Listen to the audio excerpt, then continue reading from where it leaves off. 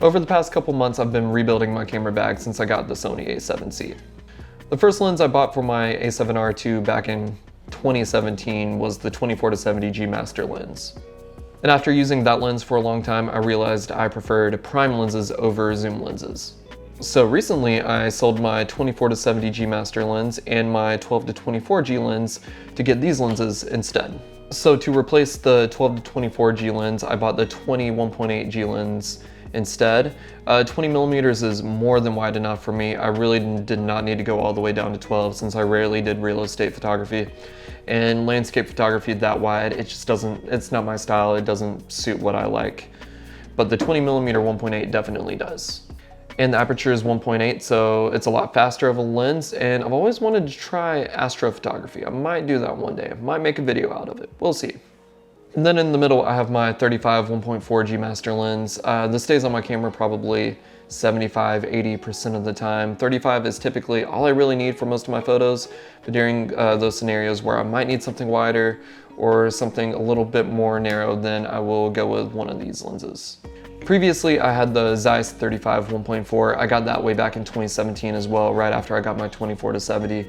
And then recently, earlier this year when this lens came out, I upgraded to the G Master version. Then I have the Sony 85 1.8. I kind of hope they release like a G version of this lens, update it, bring an aperture ring to it. One day, maybe not, maybe they will, we'll see. If they do, I'll definitely buy it.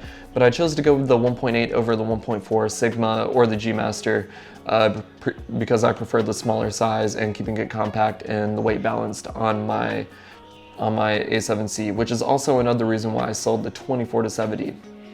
Now don't get me wrong, having the 24-70 is great because it covers a wide focal range, but with these three lenses, I cover all of that and more. I just got the 20mm 1.8 just a couple weeks ago, so I went to Oregon recently and I really got to test out this lens for the first time, and it was more than wide enough for any landscape stuff I needed in Oregon of all places. So I'm extremely happy with this lens. I'll throw a couple shots up on the screen so you can check them out, see if you like them.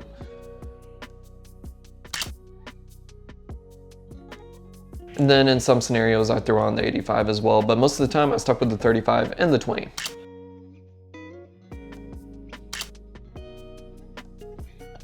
It's just wide enough to where there's no crazy distortion or anything, and I absolutely love that about this lens. Now, don't get me wrong, I really didn't want to deceive anyone with the title of this video, but the truth is there's really no perfect lens for any camera out there. So chances are if you're watching this video, you probably just got the Sony A7C or you're thinking about getting one, you might be new to photography. So my suggestion would be to just get the kit lens for the Sony A7C and find out what focal lengths might work best for you, because what works best for me might not work best for you. So what it really comes down to is there's no perfect camera lens out there. I would recommend that you just get the kit lens, find out what works best for you, because what works best for me might not work best for you. You just have to get out there, start taking photos, and find out. Now I know specifically with the Sony A7C, a lot of people might prefer the most compact lenses that are out there. Sony recently released the 24, 40, and I believe the 50 super compact lenses for this camera, and they are absolutely fantastic. Super compact if you're wanting to do some street photography, don't want to draw a lot of attention to you. And then I know Sigma has the contemporary line where they have the 35 and the 65 f2 lenses, and I think they actually just announced the 24 f2 and maybe I want to say the 90mm f2 lens. So with that said, I appreciate everyone that's watched this video today. Let me know in the comments what focal lengths might work best for you, what your favorite lenses for the A7C are. I'd love to hear what you guys have to say. Just get out there, take some photos, find out what focal length works best for you, and have a great day.